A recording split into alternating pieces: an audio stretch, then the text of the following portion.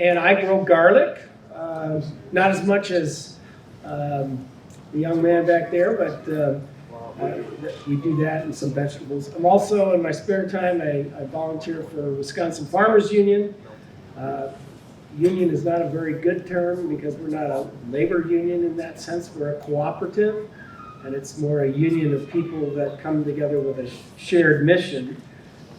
And really, Wisconsin Farmers Union is advocating for small or family farms, regardless of the size, and issues that affect farmers, whether it's dairy, raising, or even a garlic farmer. We cover a very broad area. And in addition to farming, it's also an organization that cares deeply about rural America and realizing that farming and farmers are an important part of living in a rural community and actually make a rural community a desirable place to live. But it takes a village, and non-farmers and farmers alike have issues in dealing with living away from the city. So that's me, the Wisconsin Farmers Union. It's my pleasure to introduce the last speaker of the day, certainly not the least, Erin Silva. She's an associate professor at UW-Madison in the Department of Plant Pathology. She's also an extension specialist in organic production, and she doesn't really have enough on her plate, so she's also the director of the Center for Integrated Agricultural Systems. So I'll let you take it from here. Thank you, and thank you for having me today at the workshop. It was really, really exciting to see the speakers that were speaking throughout the day and the topics that were presented, and I'm really pleased to be able to speak to a group like this. I'm going to be talking today about the basics of roller crimping. Full caveat, all the research that I've done has been in organic production systems. So it's been in the absence of herbicides, it's been with organic fertility strategies, and in the context of potential for organic markets. I can't really give recommendations in terms of how to put herbicides in these systems or what the strategies are with the application of synthetic fertilizers. There is a professor in the Department of Agronomy, Rodrigo Worley, who's doing more and more research in these systems as farmers are demonstrating interest in how to integrate the roller crimper into conventional grain systems, and particularly the role of high biomass cover crops, particularly cereal rye, in mitigating herbicide-resistant weeds. So his program would have a lot more data to present, and he would be able to give a lot more specific recommendations in terms of which herbicides to use, rates of herbicides. I just can't speak to that. I can give general recommendations of what we've learned about roller crimping, though, in terms of how to make it work so that it's a herbicide-free system so that you're reducing your inputs and maximizing the weed suppression benefit, which I still think is important when we're looking at this tool with respect to mitigating herbicide resistance and helping to manage herbicide-resistant weeds. So in the context of organic, sometimes this is kind of known in shorthand as organic no-till, but really isn't a no-till system. It's really a reduced tillage system that's integrating cover crops to be our main tool with respect to weed management. And it certainly has benefits with respect to weed management. Maybe I will put this on, or maybe I'll just use this one.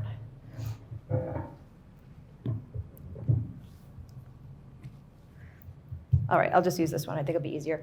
And it certainly has benefits with respect to weed management. In organic production systems, there's a lot of different tools that we use, even in an integrated pest management approach. Some of you may have heard the term many little hammers. And again, in conventional systems, this is really key when we're talking about herbicide resistance. If we rely on one tool, whether that's a chemical tool or even in organic systems, if it's a mechanical tool, the weeds will adapt.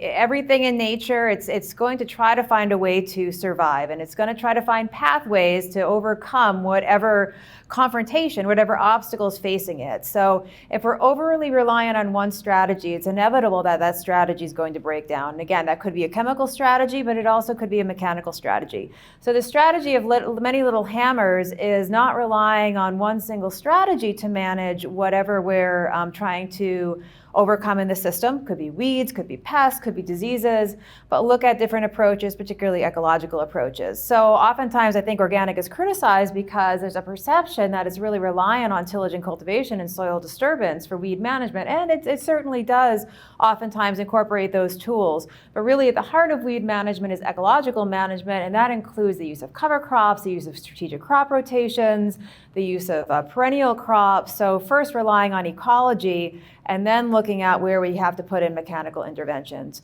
And I think that there's a lot of synergy and a lot of integration, the concepts of organic and the concepts of regenerative agriculture, and certainly there's some similar goals there.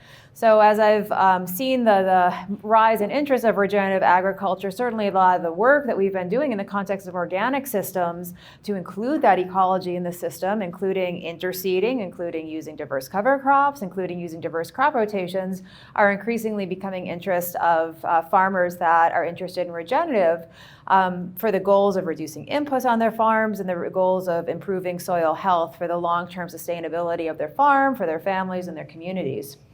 Not sure what that is. With any of these approaches, and I think this is again true not only in organic but in regenerative agriculture more broadly, it does require attention to detail. And I do again see similarities in terms of regenerative agriculture similarly being an ecological approach, which unfortunately can be somewhat frustrating but somewhat exciting, is that it's not necessarily a recipe. It's really adapted to your farm, your system, and what works on one person's farm might not work on another person's farm, and maybe even their neighbor's farm, depending on their soils, depending on their markets, depending on where their interests are, depending on where the knowledge is, depending on where the tools are. So a lot of what we're presenting is principles and ideas, and then it's up to you to look at what might work best on your farm and doing some of that adapting and experimentation. And certainly there's a ton we can learn from each other, and I learn from every group that I speak with, some of the ideas that I then bring in and try in our research program. Trying not to get too sidetracked, but a couple of things I do want to say is with any of these principles, including roller crimping, I always recommend to do it on a small scale. Because again, what we found at the research stations, what your neighbor might have found might not work on your farm. And the last thing I would want to see is for any farmer to take what they've been hearing from me or someone else and do it on a large scale and have a failure. And then be put off to continuing trying to learn and integrate these principles. So I always say start on a small scale. See what works on your farm. If you're interested in adapting and tweaking, and I'm all for adapting and tweaking, do it on a few acres. Start with the principles, start with the basics, start what we know works, and then if you want to try to see if you can adapt, don't do it on hundreds of acres. Do it on a smaller scale. And I say that with inputs too. I get real nervous, particularly in the regenerative ag space, and this is true in the organic ag space too, about some of the inputs that are being sold to farmers. And I see more and more of them out there, and that's including biological inputs. And biological inputs are not just a niche market anymore. The bigger players in the ag industry, Corteva and Monsanto, they're all getting into biologicals, and including buying some of the smaller biological startups and then integrating them into this larger ag chemical industry machine. And there's certainly merit to those inputs. I mean, there's no doubt that biological inputs can play a role, but I do think that they can be way oversold, and the expectations are way out of line with what is being promised. Particularly when we're looking at using those inputs to enhance soil biology. I mean, there are definitely inputs that are biologically based that have been proven to be useful as seed treatments that can help with being able to eliminate chemical seed treatments and being able to compete with pathogenic bacteria and fungi that are around the seed. That can be used as very effective disease management tools. And there's a lot of data that can demonstrate what the efficacy is. But some of these other amendments that are looking at more holistically changing soil biology that will bring us towards soil health, I'm very, very skeptical in terms of what they're doing and what our expectations can be. So I would, again, if you are interested in using those, I'm not discouraging them necessarily, and I'm not saying they don't play a role, but I would encourage each of you to become scientists and do experiments on your own farm and do it in a way that is representative and that you're able to collect the data and be able to make observations. Do the plants look healthier? Can you do some tissue testing? Can you monitor for diseases and insects? Can you go through and actually take data using the yield monitor and see if you're getting a payoff on your farm? And I realize that some of these may take multiple years to show a payoff, but I think it's important to be able to collect that data and to be able to make informed decisions. Because I do think that there's a lot being pushed out there that is wasting farmers' money. And particularly as we're looking at regenerative systems as being more of a system that's working with nature, more of an ecologically based system, a lower input system, it's hard for me to align having an input-based biological system replacing the biology, replacing chemistry with biology. I think a lot of the principles that relate to the 5 soil health principles, that's what's going to build our soil biology. And no doubt soil biology is important, but I think we need to I don't think there's an easy way to good soil biology. I think we need to look at ways where we're adding diversity, adding cover crops, adding those living roots, integrating the livestock, and that's what's going to build our soil biology. So just real skeptical, not to say not to buy them and they don't have a place, but just be cautious, ask for the data. The other thing that we're finding with soil biology inputs is that like if someone's selling them to you and they have data from the greenhouse, we're finding that that doesn't necessarily translate out of the field. The field is a much more, as you all know, very much more variable environment in terms of the weather, the conditions, soil moisture. So oftentimes these things will show a result in the greenhouse, which is very controlled in terms of temperature and sunlight and soil moisture, but that doesn't translate into the field in terms of consistent results. So just some caveats there. This is another point I want to make. I'm saying this with organic no-till, but I want to say this too with, again, some of the other products that are being sold to farmers. So many of you may have seen these sorts of demonstrations. Often NRCS does these. They're rainfall simulators. I love them. I think they are such a great visual way to understand how our management is impacting the function of our fields. And that's really the key of soil health. When we talk about soil health, what are we talking about? We're talking about function. I think that's important too when we talk about all these tests related to soil health, that ultimately we're talking about is a high functioning soil. So here, with these rainfall simulators, the person running the rainfall simulator will cut out these different areas of the field to represent different management, whether it be conventional tillage or monocropping or pasture or a hay field, and they'll put those chunks of soil on this table, and they'll have basically a sprinkler going over there and apply what would be, a moderately heavy rainfall. And then they're able to capture the water, and the water in those front jars is representing what's running off the field. And you can also see the clarity of the water, so that's representing what soil is coming off with the water. And then the jars in the back are representing what's actually infiltrating out through the field. And that's what we want. We want the water to go down. We want it to infiltrate. We want it to be accessible to plant roots. We want it to be able to be stored there for drier periods. Rainfall going off. It's going off in the waterways, so contaminating our surface water. It's affecting the quality of our water for fishing, for recreation, for community health. That's not what we want, as well as carrying our vital resource of soils away, which is not only from more of a food security, community-based standpoint, a crisis, but certainly is going to affect the bottom line and the productivity of your own farms. So look at the jars in the front and look at the jars at the back. So we don't want to see water in the front. We do want to see water in the back. And we want to see that water as clear as possible. So this was, I got this display from Jason Cavadini. Some of you may know Jason Cavadini. He's the grazing extension specialist, awesome guy. He's an incredible pioneer with respect to grazing and regenerative agriculture. And he did this relating to roller crimp soybeans. So that's the jars you see here on the far left. Also had corn no-tilled into 3-year alfalfa. So it's no-till, but I think any of you that have done alfalfa, you know that those fields can be pretty compacted after a few years with all the equipment running over those. Corn first-year tillage, and then pasture. So Again, what we don't want to see is jars in the front, and we certainly don't want to see cloudy jars in the front with soil. And you can see, even with the no-till corn and the 3-year-old alfalfa, that's a lot of water running off that field and a lot of soil coming with it, even though that has a perennial crop and it has 3 years and corn was no-tilled into it. So just demonstrating that conventional chemical-based no-till is not necessarily getting what we want, and even a perennial crop that's more of a monoculture that's being harvested with heavy equipment is not necessarily getting us where we want with soil health. Roller crimp soybeans, look how little water is running off that field and look how clear it is. So what water is running off is not taking the soil with it, and there's very little water running off. So most of that water is going down into the field, infiltrating, going into the root zone, being utilized by our plants and being able to be stored there, particularly with that rye of mat on top for when the plants are going to need it. Pasture, gold standard, very little water running off, and the water is like crystal clear. I actually wouldn't mind drinking that. So just to see the difference. So what I want to talk about with this too is the other thing that I get a little concerned about when I hear of what farmers are being sold is a lot of these new soil health tests. There's a lot of biology tests there. And someone was just asking me over the past couple of weeks, there's these tests out of California, these metagenomic tests, and they're actually giving recommendations too and asking, should I use these? What are they telling me?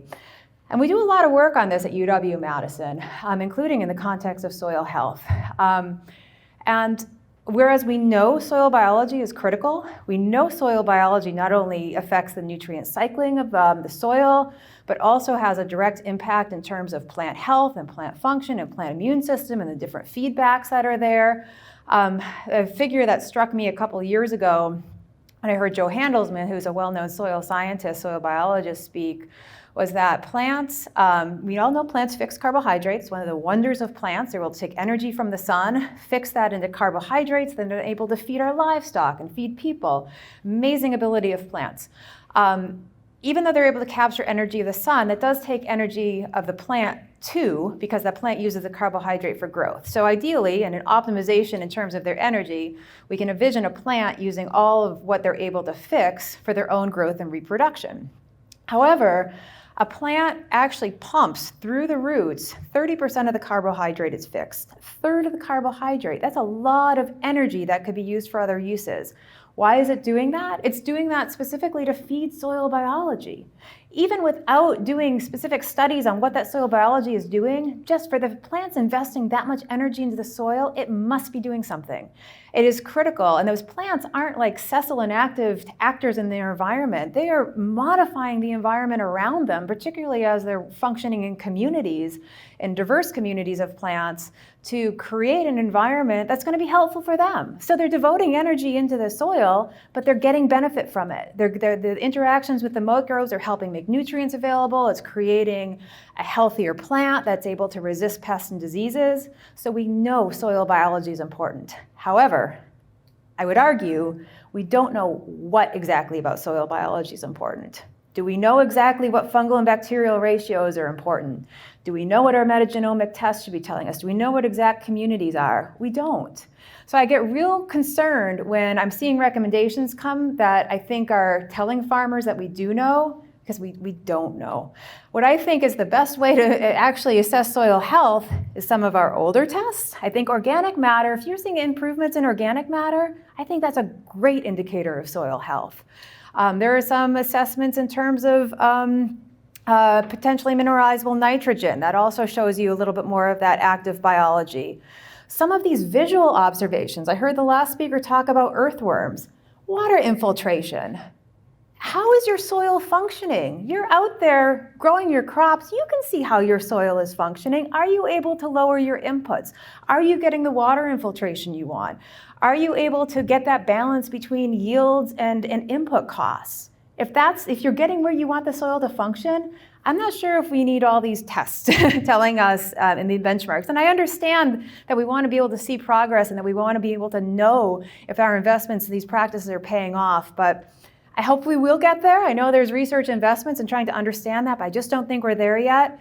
And I just get real concerned when I see a lot of these tests come out that are costing farmers $150, $200 per sample and are actually giving recommendations, because I don't know where they're getting that data from. But I think a lot of this in terms of function and visual observation is important. Did you have a question? Yeah. How much can you tell using a microscope like Elaine England does? I'm skeptical. I am skeptical. I mean, I'm open. I'm very open-minded. I'm skeptical. I think a lot of it is function. If I haven't sat down and looked at a lot of what she's doing and what that is promoting. She's counting nematodes. She's counting fungi, and she's counting bacteria to determine if the soil is biological or is fungal, bacterial, or anaerobic or aerobic. I'm skeptical. I don't want to. I'm definitely a proponent of soil biology and regenerative agriculture, but I just worry that that's overreaching. I think it is maybe an indicator in more of extremes, but how precise can that get us? I also worry about the emphasis of fungal to bacterial ratios because, our ag lands typically, they are more of a secondary succession situation unless we can get to a perennial system, which I certainly am advocating that we can, but right now we're not. And those high fungally dominated systems are typically characteristics of a forest. And we're talking about an entirely different system in terms of its carbon to nitrogen ratio and the role of fungal biology within that system. So I know there's a lot out there in terms of optimal fungal bacterial ratios, but I'm not convinced that that's what we need to be looking at. Go ahead. I'm getting controversial here already, and I'm only on slide 2.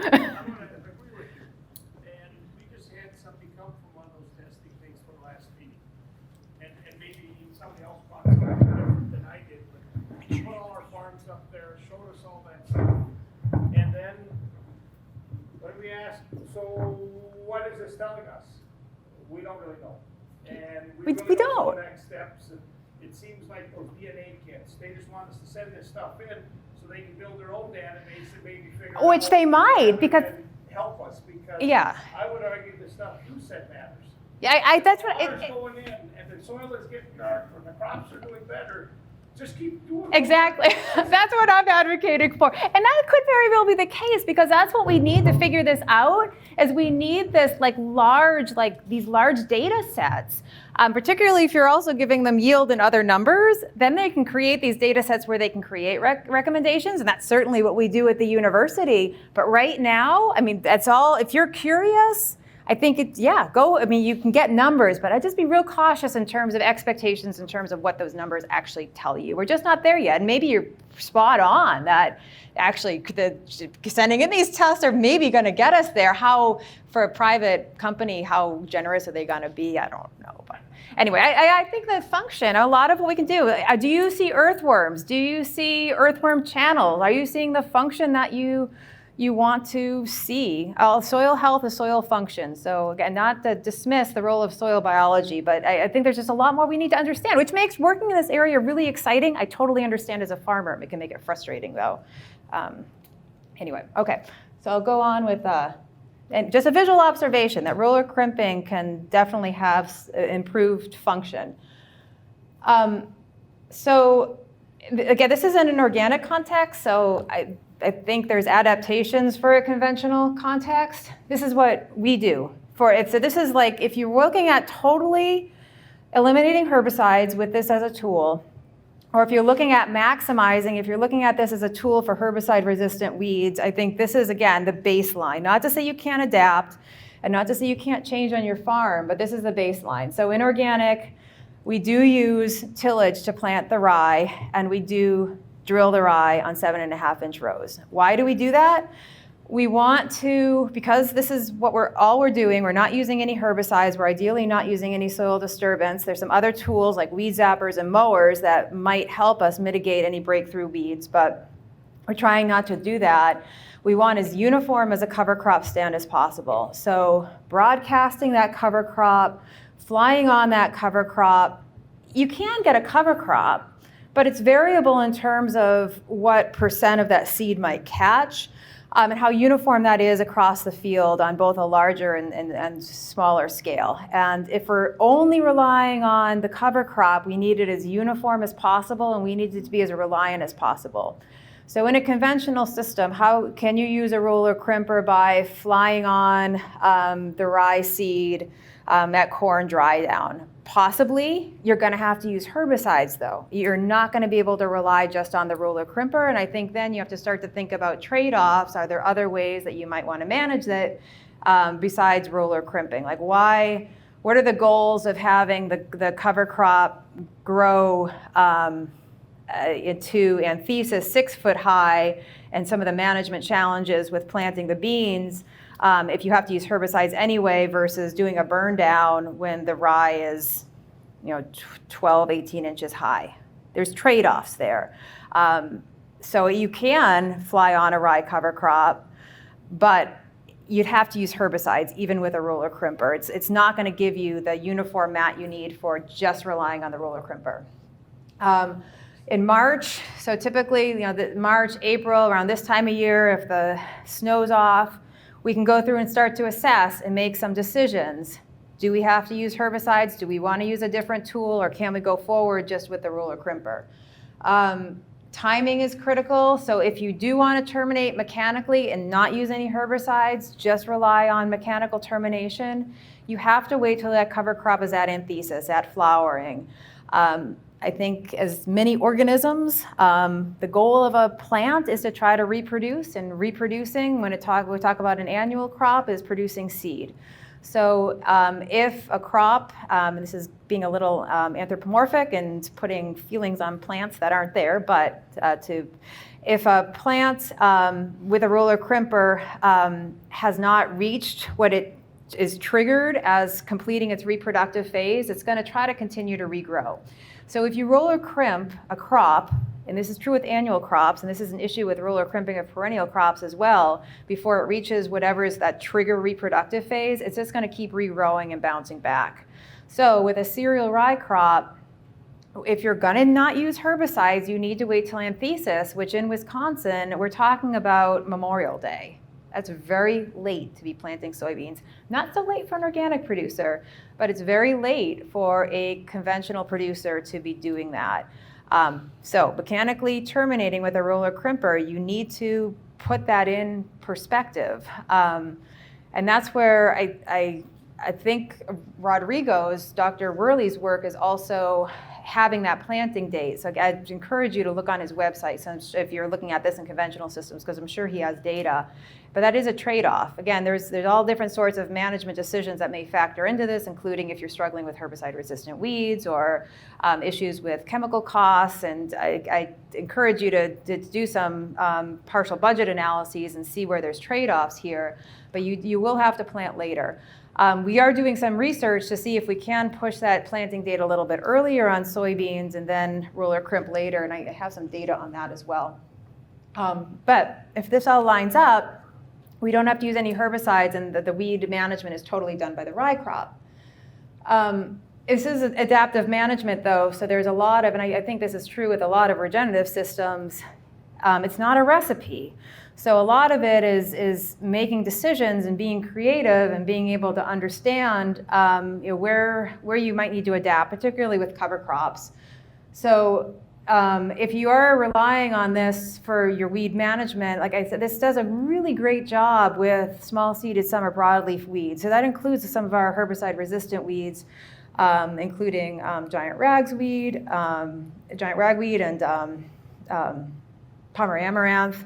Some of those weeds, it's very successful at suppressing. Some of our other weeds, perennial weeds, it doesn't do so great of a job. So know what you're trying to manage and what your general weed populations are in your field is important. Whether you're going to rely on this entirely for your weed management or what herbicides you may need to use. Spring green up, again, that's another time, and I'll show some photos of what we're expecting. But if you have a thin rye stand because of winter kill, because of ice sheeting, because you planted too late, you either need to know what herbicides you may want to anticipate and how to adapt your management because of that. And this is key, and this is hard. But again, just some reality check in terms of what the expectations are. And how much input you're able to lower. To make this work for our entire weed management program, we need to plant that rye really early. And we're talking about mid-September.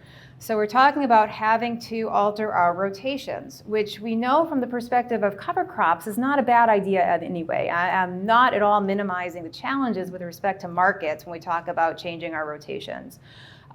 We have to look at integrating oats into the system, integrating winter wheat to the system. I will say, from what I've been understanding, there is a huge need for oat.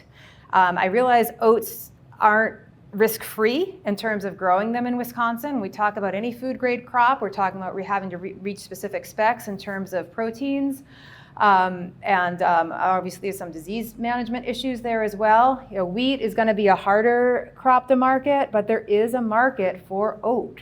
A lot of our oats we get from Canada, and there's some issues there that companies are trying to avoid. So there's some big players, particularly, and I realize that this is a whole other controversial topic that I don't want to stir the pot on, but there are interests in plant-based quote-unquote milks, and oat milk, and Oatly's trying to find product, General Mills. So there is a market for oats, and there are elevators that will take oats. So potentially oats, and a crop you can get off earlier in the spring or in the summer and be able to do some cover cropping after there to add diversity. There are potentially short season cover crops too you could fit in even before planting the rye. So you can have a couple different cover crop cycles if you can get a cereal grain into rotation. But there's going to have to be some work on the front end in terms of identifying markets and understanding what varieties and what different specs you might need to be looking at if you're going to try to capture something other than the feed grade market.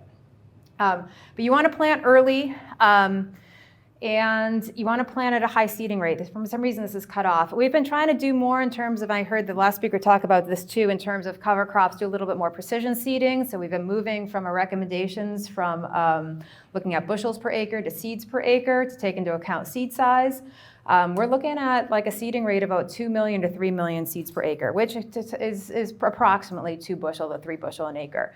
So I know with a typical rye cover crop, we're often planting at a half bushel an acre, and we're planting it late in November, and I totally realize that if we plant November and December, that rye might still germinate. It germinates to 30 degrees soil temperature. But that's not what we're looking at here. We're really managing this for a specific purpose, and we have to think of it other than what we think about as a typical cover crop that we're using as ground cover. So plant heavy, plant early. Think about how you're going to manage the rotation to allow for this. But again, if we're thinking about cover crop-based systems, we're thinking about these questions anyway. Fertility, nitrogen deficiency at planting can inhibit rye growth, particularly with the function in this system. So you might want to think about applying some extra nitrogen. I think the beauty of these regenerative systems that build soil health, eventually we get to the point where these nutrients are being recycled as we do build our organic matter and we do build our soil biology, that fertilizing the cover crop, it isn't being lost, it's being taken up by the rye and it's being returned back in. So the longer we move through these systems, and I do think that there's a lot of data that demonstrates that, and this is where, again, I talked about this with applications of biological input and realizing that a lot of these practices, particularly when we're thinking about changing soil biology, it's not going to be overnight. It's not even going to be within a year. A lot of these systems, we're looking at 3 years minimum, if not 5 years, to adapt. So it's something that it's just going to take some time. It's going to take some time to, and I've heard other people, including Gary Zimmer, make this comparison that when we talk about managing our soils and the importance of soil biology, we think about managing our soils like we would manage our livestock. We try to feed them the best nutrition and we try to have the best housing possible for them. It's the same with our soil biology, that a lot of what we're doing in terms of our management of soils is we're trying to put practices on the land that are going to improve our soil structure, improve our soil aggregation, improve our aeration and water infiltration, and that's creating a good housing for our underground livestock. But we also want to feed them the best nutrition as possible by making sure that we're not over or applying nutrients, the sorts of nutrients we're applying, and also making sure we have our micronutrients aligned. But it's going to take a few years for the soil to rebuild, to get our housing where we want it to get, and to get the nutrients cycling and available the way we want them to. So if we're not there yet, we may need to put some nitrogen in front of that rye, and in front of maybe other cover crops as well, as we're looking at rebuilding the soils and creating more of a nutrient cycling system. Again, I hate to advocate for tillage, and I am not advocating for tillage necessarily, but I do think that this relates to just understanding what you're planting into and how you're planting into this, and whether you're broadcasting or drilling and making sure that drill is set up correctly. We do want to make sure we're getting an even seed bed and an even stand. I think some crops we're following might be more conducive to this in the way we're managing our stubble and straw potentially.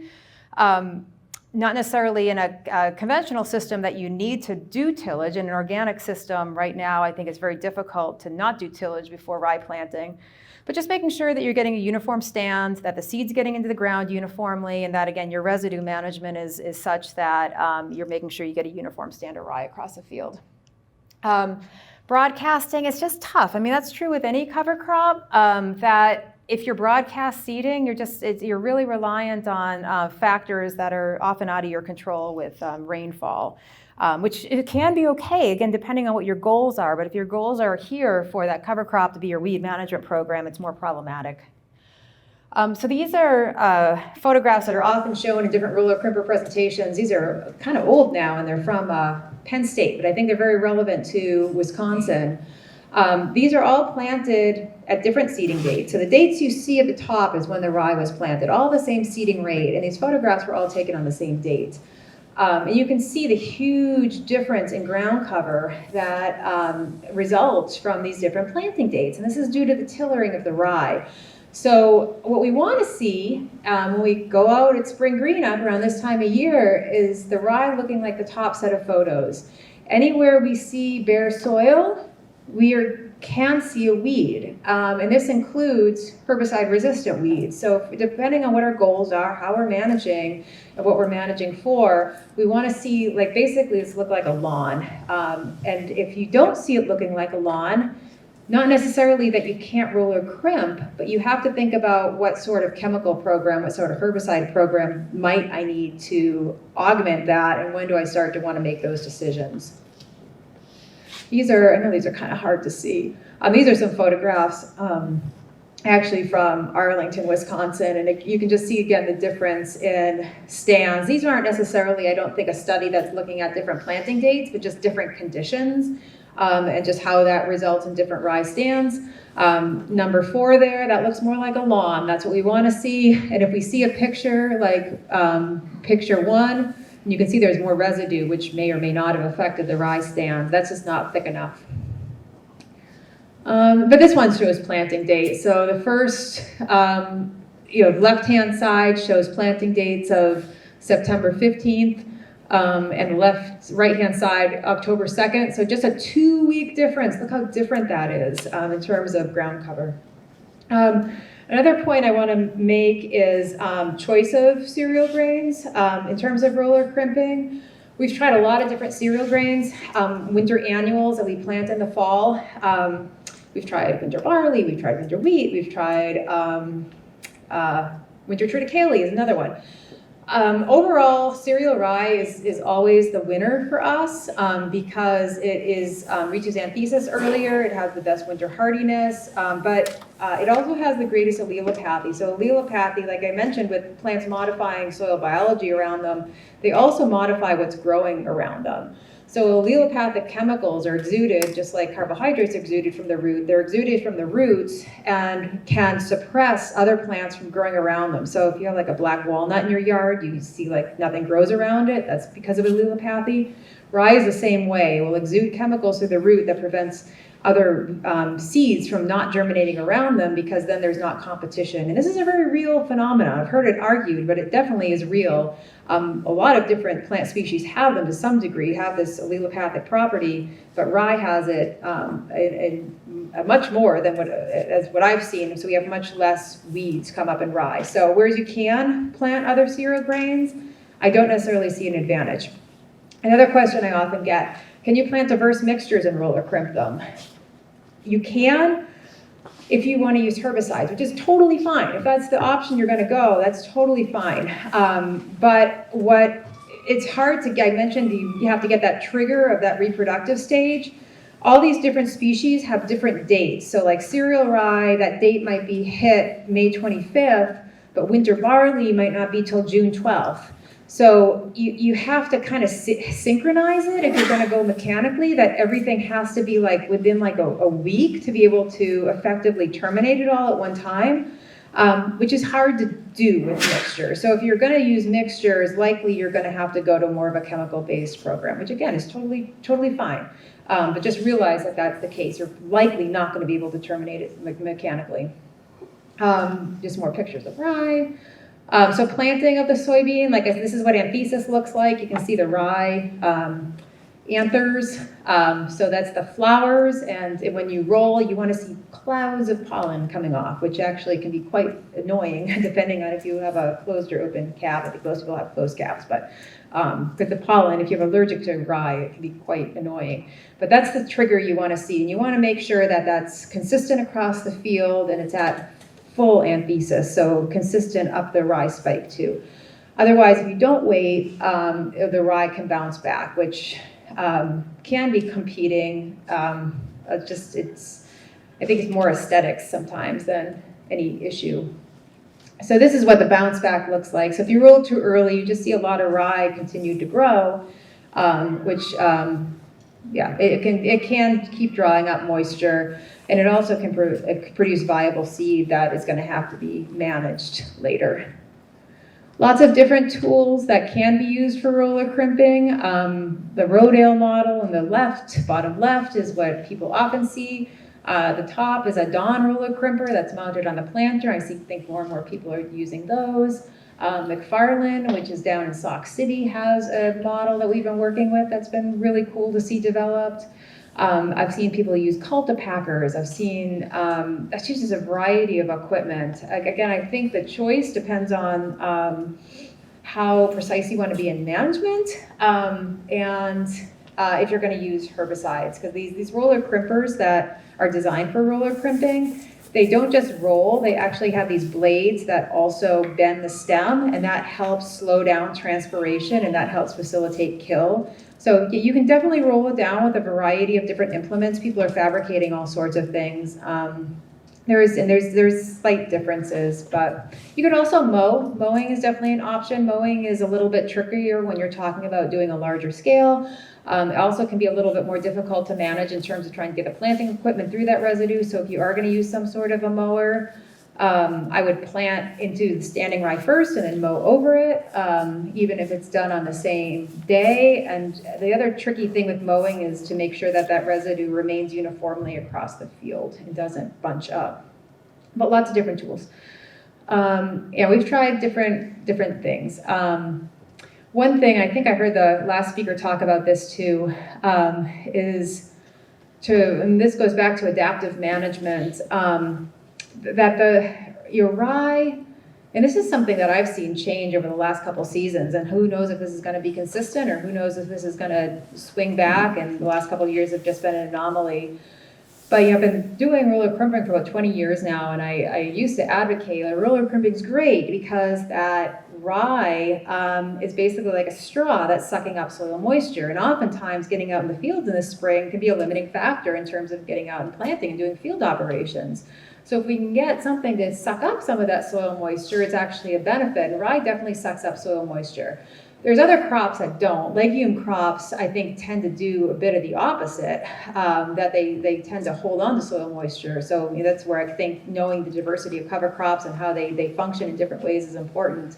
But for many years, it's like, that's what I want. I kind of want those fields to dry out because then I can get over that field earlier and not hurt my soils by going over wet soils. Last couple of years, though, it's actually been, we've kind of had some reverse pattern. Instead of having that drier period, that summer slump in July and August, particularly last year, it was dry at planting, which that rye just exacerbates those dry conditions. And then it was like raining all through August. And so how is that going to be consistent pattern now? But it's something to know, because if we do have these high residue cover crops and particularly this high biomass cereal rye, if you're going into May already at a soil moisture deficit and it's looking like there's no rain in the forecast, you may want to do a burn down, go down early, maybe not use a roller crimper for your main termination, and adapt, knowing that the rye really does suck up soil moisture. And that's where the mower, you can see the mowing, it might look a little bit more brown. That even though we're roller crimping and breaking that vascular system, we're breaking that straw, it still sucks up a bit more soil moisture and it takes a little bit more time to dry down. So a lot of this is adapting to your field and weather conditions. We are trying some early planting approaches so that we're not having to wait for mechanical termination until Memorial Day, which again is pretty late. So we're coming in and we're planting at like the boot stage, which is around May 15th. Or planting into that standing rye, and we're not trying to kill it because we know we can't kill it mechanically. I think when we're talking about more alternative applications of the roller crimper, there might be earlier applications where we use a burn down and then roller crimp, and maybe that would create less competition for the plant in terms of sunlight. So kind of these strategies of how do you implement roller crimping into high biomass systems, or how does that kind of align with different goals of planting green? There's a lot of questions, I think a lot of innovation in terms of how these tools can be integrated into other tools, including chemical-based tools. But if we're relying solely on roller crimping and want to get as much biomass as possible and have that crop stay green as long as possible, it's going to be a late termination date. So we're planting this at the boot stage, which is around May 15th. We're letting those beans come up while that rye is still actively growing and reaching anthesis. And then we're planting over those crimp beans. And when I first told the research station crew I was going to do this, they thought I was crazy for driving over these little beans. But there's actually been quite a bit of research related to driving over beans with looking at field rolling, which is more for creating a condition at combining where you're not having rocks. But there's a lot of research particularly I think out of Minnesota, of different stages of beans that you can roll over and not cause damage to the beans. Granted, those land rollers tend to be cylindrical and smooth instead of with blades, but there is still some data to work off of demonstrate that beans can take some degree of pressure. And indeed, they can with the roller crimper as well. You don't want to plant these photographs aren't that great but you don't want to crimp too early though. So you don't want to crimp those when they're at the hook stage, when they don't have any leaves on them. That's too early. When they're at the hook stage, they're very brittle and can be easily damaged. What you do want to see is like at that unifoliate stage, that's like perfect because the rye kind of protects them and they can take some pressure. Particularly if you are planting at it's like maybe crimping a little later in the day, where they might be a little bit more limp because of just the heat. So they roller crimped over these and they did fine. You can't push the system too much though, because if you try to plant the beans too early, you're not going to get an advantage because those beans are just going to have to compete for sunlight under that growing rye, and they're going to get real leggy and tall. So it's called etiolation, where the plants are growing up to the light. So they get, you sometimes see this with house plants that don't have a lot of sunlight. They get really leggy. Or transplants that you grow for your garden if you don't have the right grow lights for them. Same here. So if you try to push this too early, you're just not going to see an advantage, and the beans they're going to get long and stringy, and they're going to get damaged. So 2 weeks early is what we're able to push it here. More photos that you can't really see that well. So the first couple of years we did this, we saw some great, like a 10 bushel an acre yield advantage by doing this, which was great. We know that if we plant beans earlier, our yield potentials go up. These are organic yields, so getting 60 bushel an acre organic yields, especially when beans were at like 36 bushel an acre this past couple of years, 60 bushel an acre is great. So really happy with these. What we've been finding is that the results are kind of variable. Kept doing this, and it's not always going to show a yield advantage by planting early in these systems.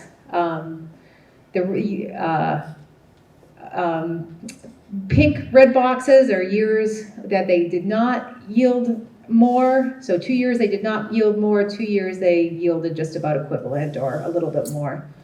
And why is this? A former research scientist of mine, she did this on some farms this year, and she did see a more consistent advantage. It just depends. And what I think it depends on is if, and again, this is where I think there's some adaptive management depending what tools you're using.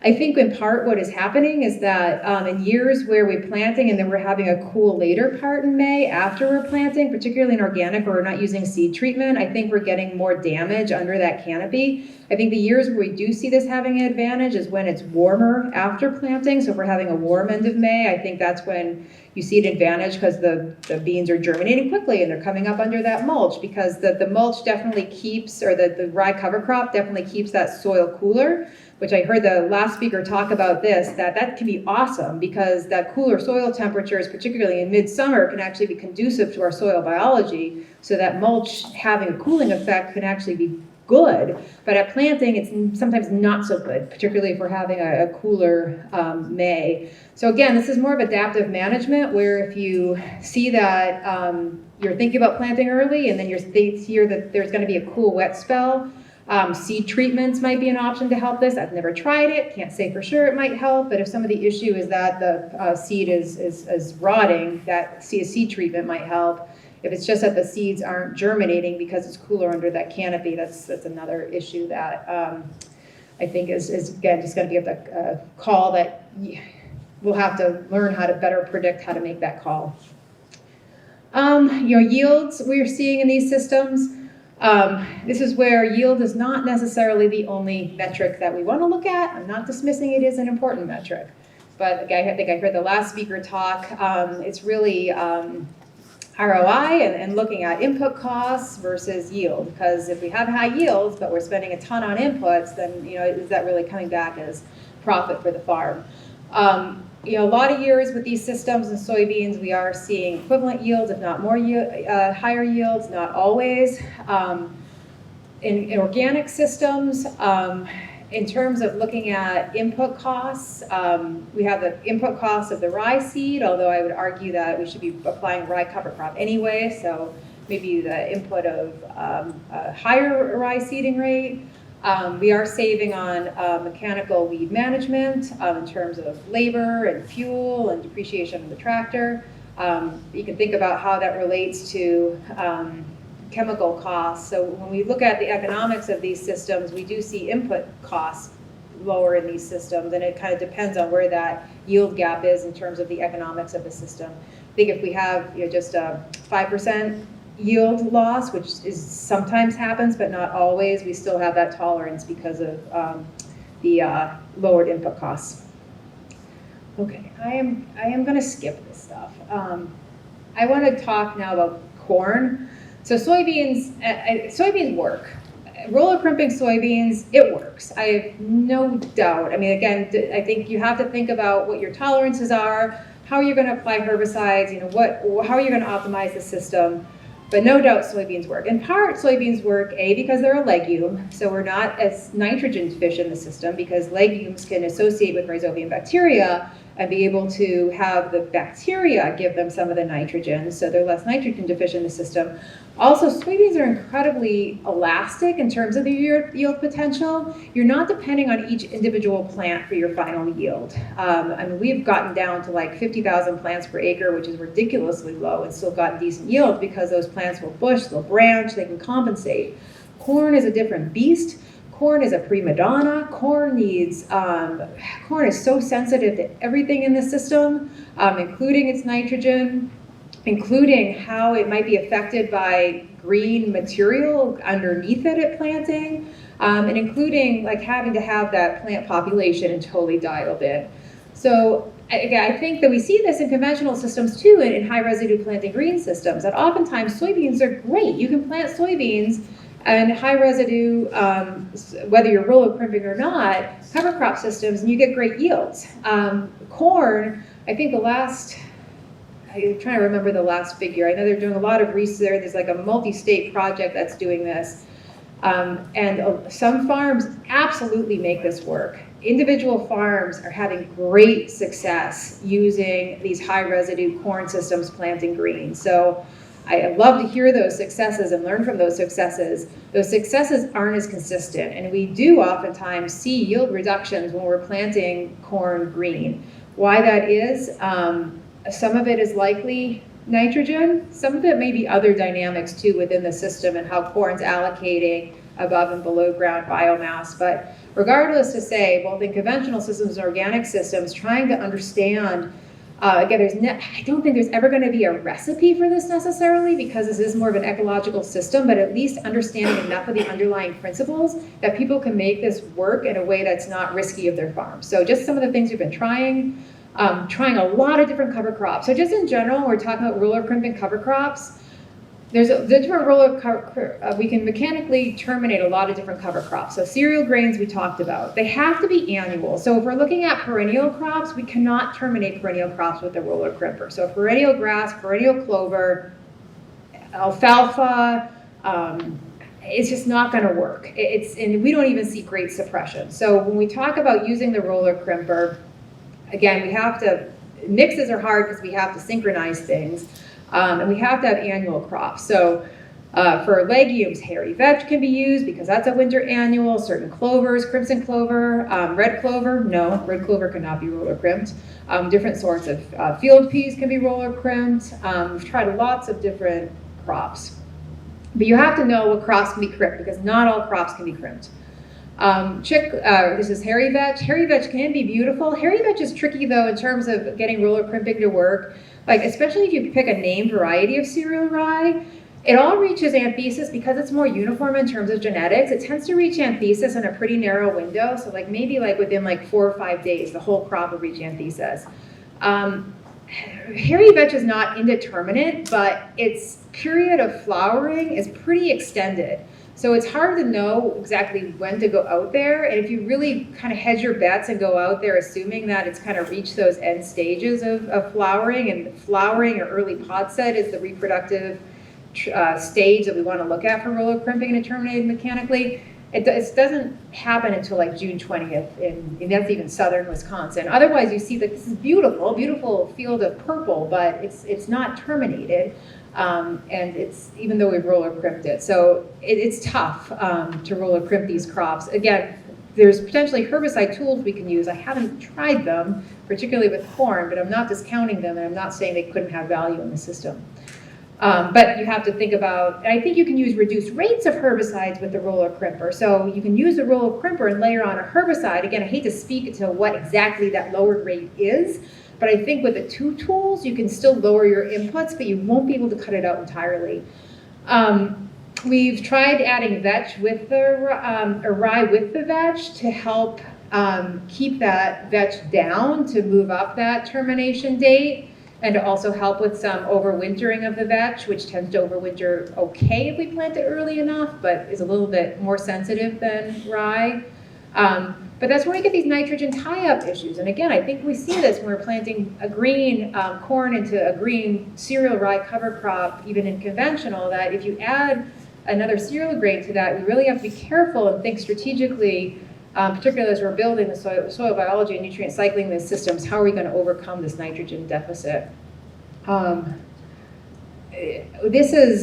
We've also tried systems that are more like living mulch systems, so we're not even really trying to terminate with a roller crimper. We're more using that as like a interseeding system, which could be beautiful in terms of like integrating livestock into this. Like, could we plant into a clover crop, and could we manage that clover crop so it wouldn't be competitive, and then we'd be able to harvest the corn, and then we could potentially get a forage or put animals out there. We've just found too much competition from those right now, even with going through and trying to suppress that cover crop. So there's a lot of different factors in terms of what cover crops to choose. For crimpability, perennial covers They just can't be terminated. Grasses, we're looking at winter annuals, and rye and triticale are probably the best.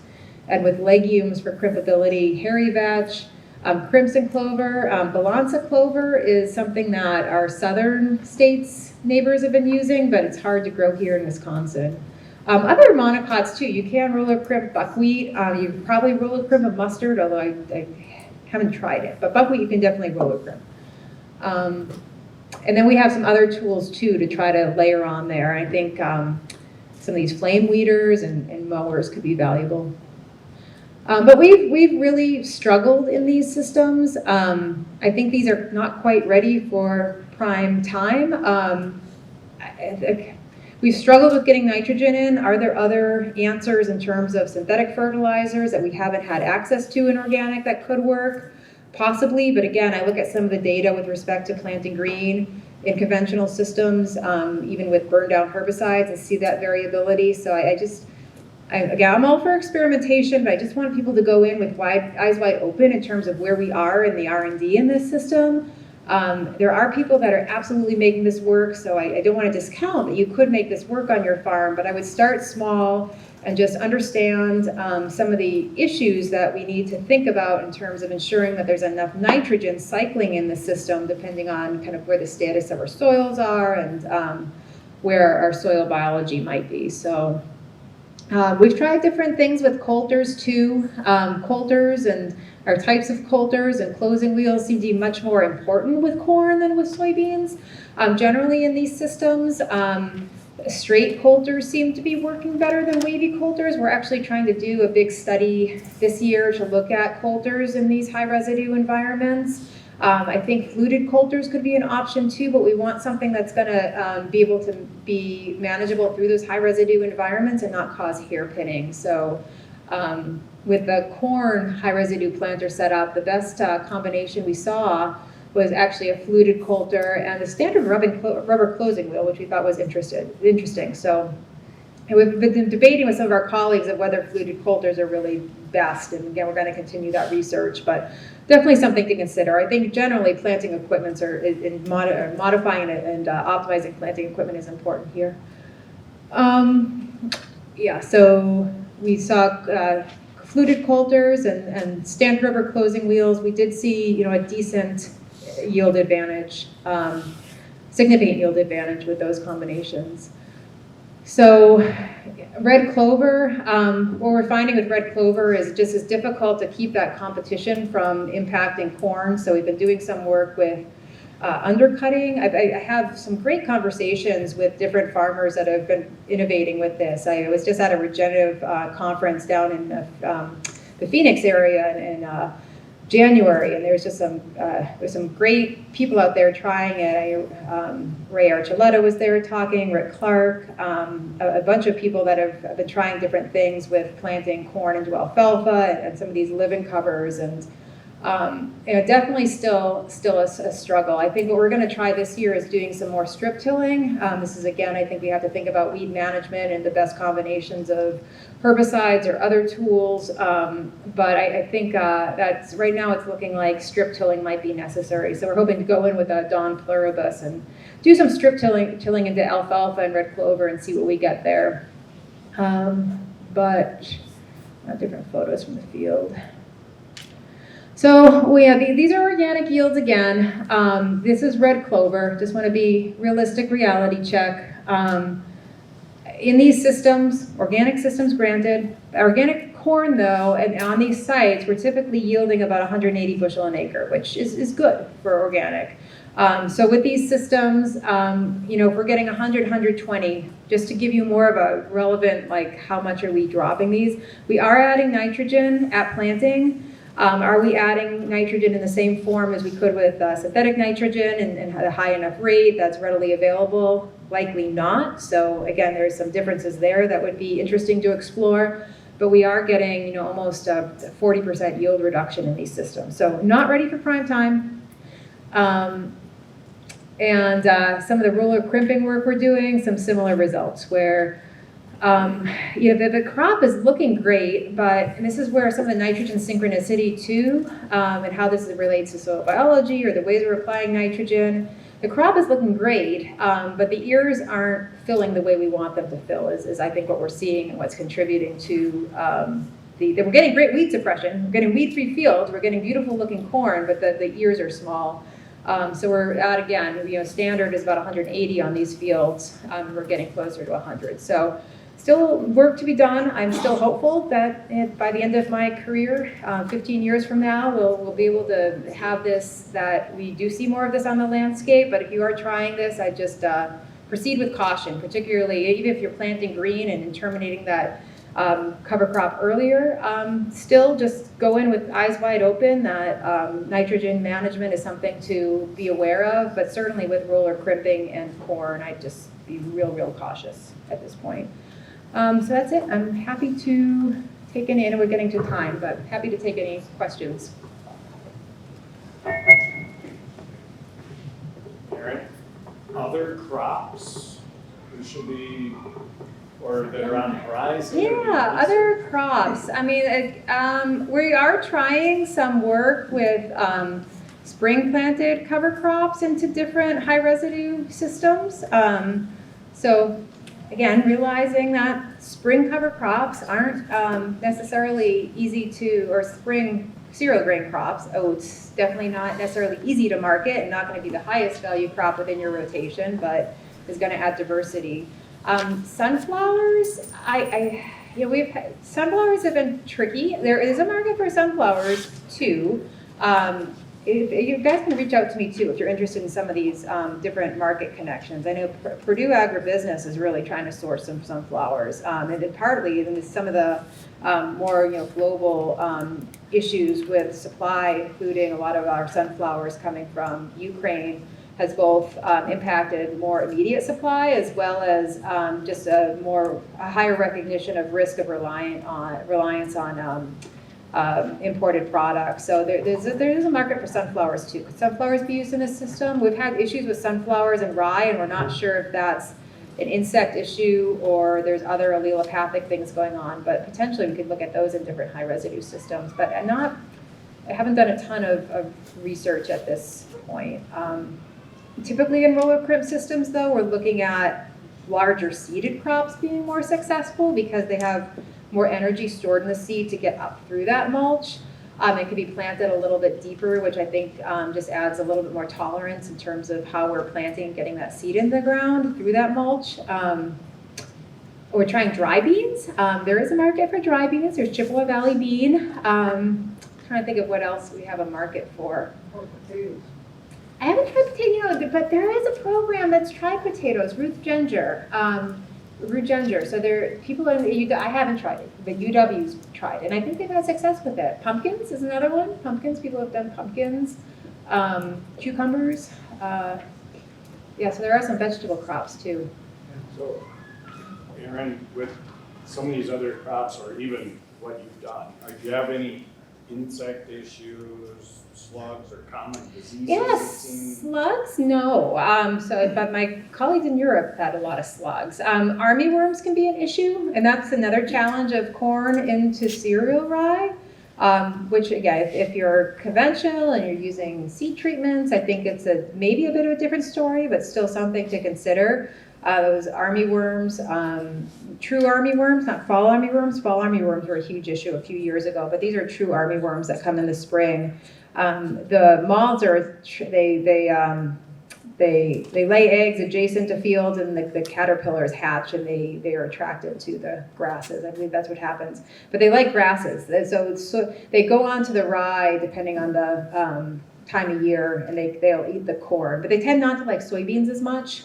But again, it's something to be alert for, but I think there are we haven't seen a huge issue, but I think there are maybe some management strategies. Diseases, actually, and as a benefit, we've been doing a lot of research on this. If you have white mold issues on soybeans, rolled rye can be really helpful in terms of mitigating white mold issues because it basically creates a barrier from the spores that cause white mold to actually getting onto the plant, so it can help with disease. Otherwise, we haven't seen disease issues, but we've seen it help diseases. Is there a question? Have you seen any work? It's a little different than what your research has been on at perennial wheat. Yeah. There's I know that there's at least one farmer, if not a few, that are starting a co-op related to perennial wheat. Trying to understand more of the management and how that, I think that's particularly in an integrated livestock system could be a really cool system.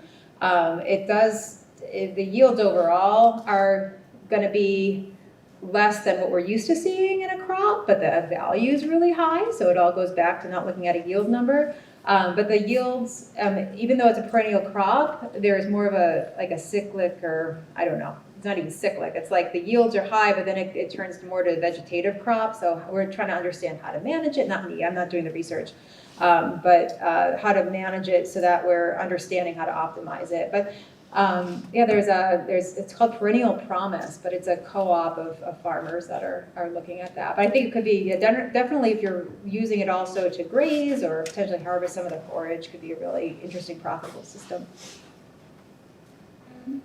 So just basic math, you're getting 100 bushel an acre with 0 inputs, essentially. How does that not work out in profit per acre comparable to the current systems that we're running? Organic corn is so much more expensive.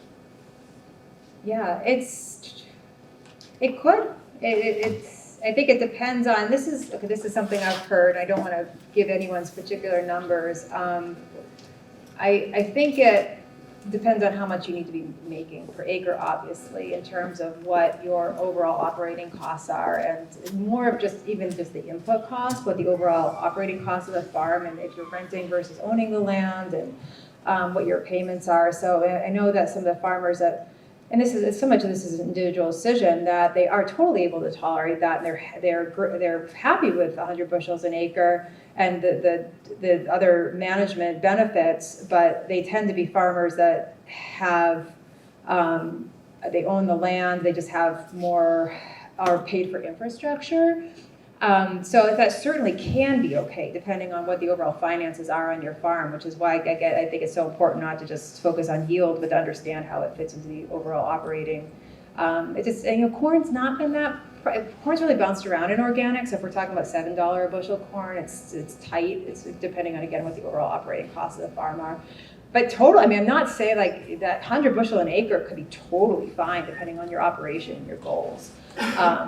But we're trying to get it a little, I've heard, we just had an advisory council meeting on this project, and our Cornell collaborators are getting 150, and some of the organic farmers are like, if we had 150, we'd be set. We're not even looking for more than 150 if we can get some of these other management benefits. So yeah, what are our yield goals? Is it 180? But then we're doing tillage and have the detrimental impacts on soil health and those additional costs. That's probably not our target, but that target's going to move depending on, I think, your particular farm finances. But that's a great question. 100 could be totally fine. Can you go back to the roller crimping and soybeans? Sure. You didn't have any planting dates. Were they both the same? In terms of, the early planting one? Yeah, that's a messy slide to read. This was, gosh, what years were these? I think this was like 2016, 2017. So the rye variety, we did 2 varieties of rye. So a rustic is a variety that tends to mature a little bit earlier. So that's where the planting date for the soybeans is May 28th. So we crimped and planted on May 28th. So all these were crimped at the same time. So a rustic, the top line that we planted on May 18th, we would have planted on May 18th and crimped on May 28th, and the third line down there, we planted and crimped on May 28th. And you can see, we got like a 14 bushel an acre yield increase by planting on May 18th that year. So it was a significant increase by planting early.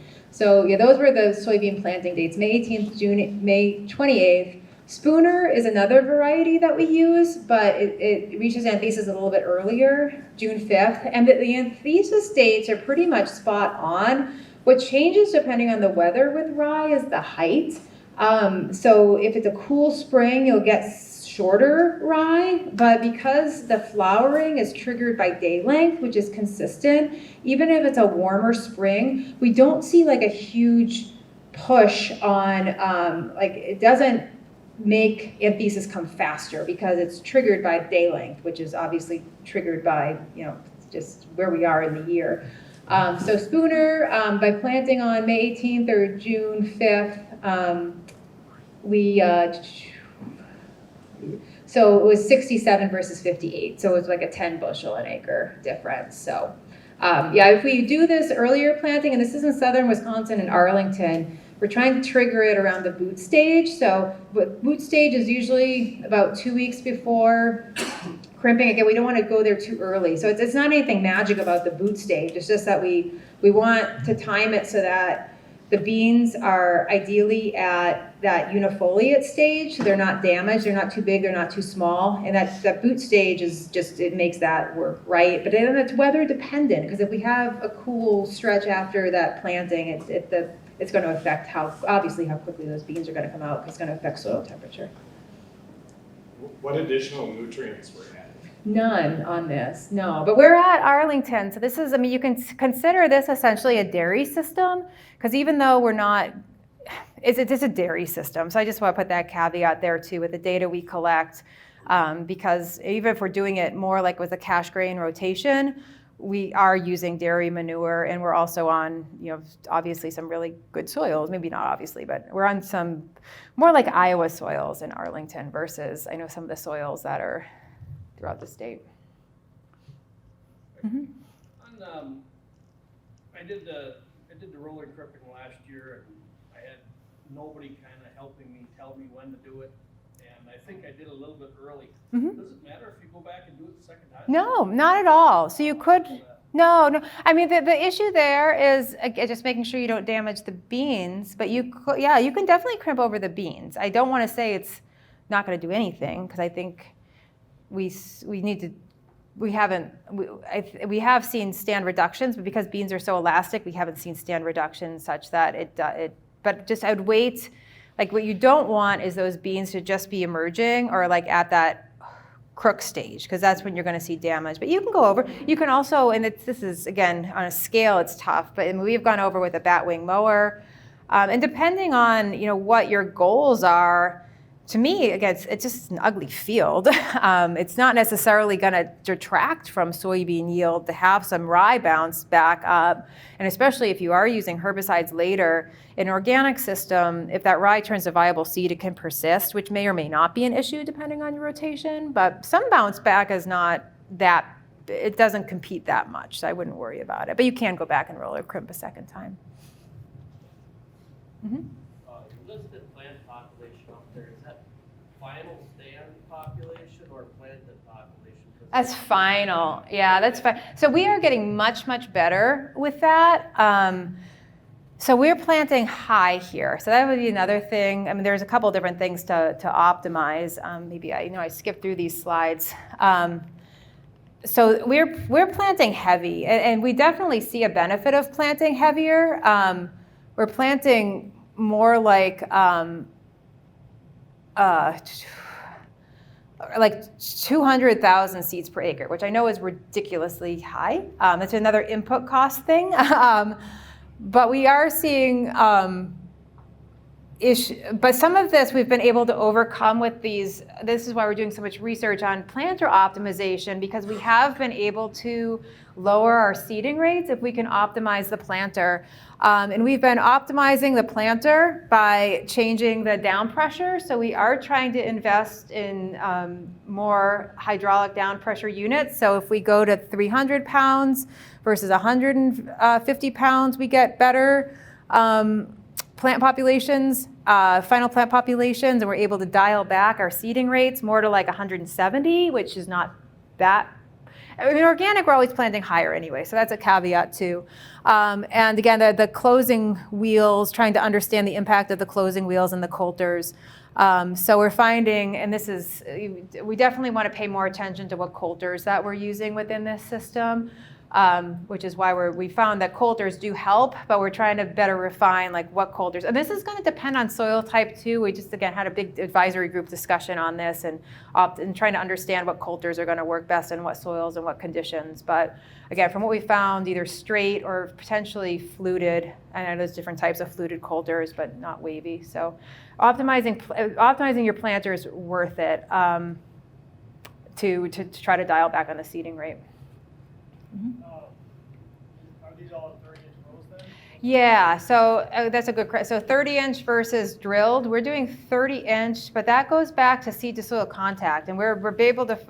And there's different strategies. We've had success with drills, but there's more variable, and I think that's because depending on how the drill is able to function and get the seed into the ground, and if we have adequate soil moisture, sometimes those drills do great. But in terms of reducing risk and reliability of the system, going on 30-inch rows, I mean, you just get much more precision seeding, and you can do much more control of the how you're able to optimize down pressure in coulters. But drills can work, but we're not seeing an advantage necessarily of drilling. So this is 30-inch row data. Mm-hmm. What's the management practices that you've done like over the last 10 to 20 years on these plots? Are they tilled? Are they all no-till? Are they organic matter? Yeah, they're, gosh, what is our organic matter here? I think it's in the high 4s. So decent, but not crazy high. Maybe, but yeah, nice high. It's these plots, we typically are doing a 4-crop rotation. We are adding dairy manure. We are doing plots that also have these experiments with corn as well. So looking at doing these no-till corn systems. So we're typically, we are adding 2, which is in part to try to understand how this works. And I know Rick Clark talks about this in his operation, this concept of a regen year. So it's a 4-crop rotation that we're doing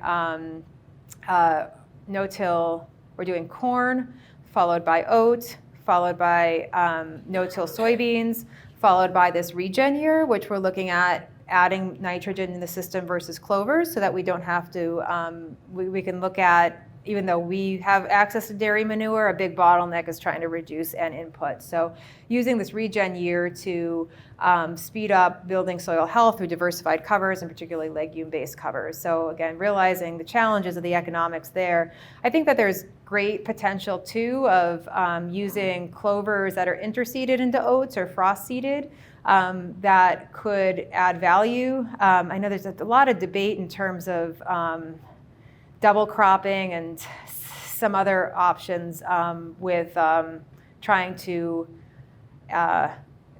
the trade-offs between intensive cover cropping and getting a cash crop off. But yeah, the cereal grains, integrating cereal grains into the rotation and the opportunities for cover cropping after the cereal grain and frost seeding red clovers, I think could potentially add some of the benefits to the regen years. I think our bottleneck is helping farmers find good markets for those cereal grain crops and look at providing more recommendations to help them hit the food grade market, because that's where you're going to get more value. If you have feed grade, I know feed grade cereal grains are just tough in terms of penciling things out.